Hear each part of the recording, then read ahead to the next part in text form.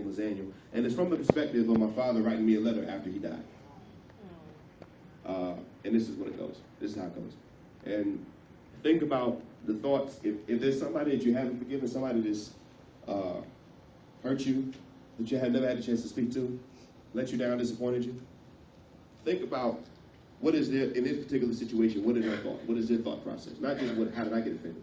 What are they thinking about? What are they thinking about? What are they going through? How can I help them? It goes like this. Dear Nigel, one letter every 2 or 3 years. I know it's trifling, but you have to understand I was never much for writing. So let me start off by apologizing. See, I was caught up in too much stuff, not realizing that time was flying, and your mom was slipping right past me. And yeah, I let it happen, and I didn't put a fight up. See, I sided with the liquor. Now you must remember, we were best friends till you were 5. That time was all right, wasn't it? If you ask me, I did a whole lot by you then. My friend and my child, it's important that you know that. I'm sorry that we never took too many family Kodaks. There's a lot I would change if I could go back. When your mom took you and bounced, it tore my heart to pieces. So crack syringes and drinking were 2 of my releases that I OD'd with. Before that, I couldn't control them. Urges I held from her, thought that she would never know them. But it didn't work. She said to rehab with me. But you won't accident. We waited 10 years before we even had a kid. But after it, stress took over, and I let it. And my grip on life slipped like you and your mother did. See, I'm sorry for all the words I never sent and the time that we needed spent that we never had. I don't deserve to call myself dad, I know that. But before you get mad, please read this.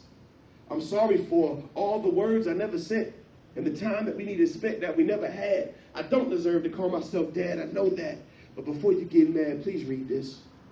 The next few years, I can't really call them. Living on the streets, struggling alcoholic, shooting that stuff all in my veins, sniffing that. At least I taught you by accident not to mess with that. How a man falls from the top, being on television, with the star at the end of my tunnel to barely living. Just as senseless looking back as it was when I was in it. See, I took the easy route, too proud to ask forgiveness, fighting with my sister over mom's house and told you that crap about a box of comic books I stashed in it. And I will send them when I dug it out. I'm sorry about that. And all the other lies I told you and left you hanging. It kept me alive thinking that you still cared about me. I took advantage because I knew your mom would never talk bad about me. Your grandma, on the other hand, man, when Waverly died, I thought my ties with the family were gone forever. And your aunt always treated me good. She's someone I missed. I ain't writing nobody else, but if she wants, she could read this. A 15-year gap between you and me, spotted with a few letters that barely cover their own paper. I always thought we'd get together later, and I had the chance to make it better. So I made you wait. When I met you at Virginia Beach at 20 with Denise, all that I had missed took away my ability to speak. And your words had heat to burn my heart when you spoke them. Said you wanted to hit me, but instead you treated both of us to lunch and met Tiffany. We all laughed and joked like old friends. The best meal I ever had. We walked the beach. I went home not feeling like I had. It took you 9 months to forgive me. When you did, I was glad. I went to rehab. Slipped back once or twice just to beers. A lot less tears because I had peace. Had I known Virginia Beach would be the last time we meet, I probably would have thought of some deeper words to speak. I kept my promise. I did come. But I know it doesn't make up for when I said I was coming for the summer and you had your bags packed waiting by the door in your PJs for days. I'm sorry I made you wait then.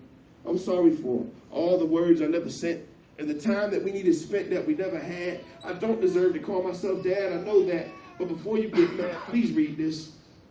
I'm sorry for all the words I never sent and the time that we needed spent that we never had. I don't deserve to call myself dad. I know that. But before you get mad, please read this. Sometimes I look around still wondering how I got here. Streets of gold, no hurt and no tears. The life I live, most people would say I wasted. And I can't argue with anyone who would say it. See, I remember when you got the news I was gone and didn't flinch, not even a little bit. But I can't blame you. See, I talked to Jesus yesterday. He said when I went there, he helped out. I asked why I was here. He said I went through hell when I kept out of your life. On that hospital bed with my heart slipping, he came in to give me one last chance. And he grabbed my hand, and I asked him for forgiveness. He said if I'd accept him. Puzzled, I said yes. They said that things getting dark, they got light that I came to. Standing at the gate surrounded by singing angels, too strange. I couldn't be where it was seeming. The gates opened up, and Waverly came to greet me.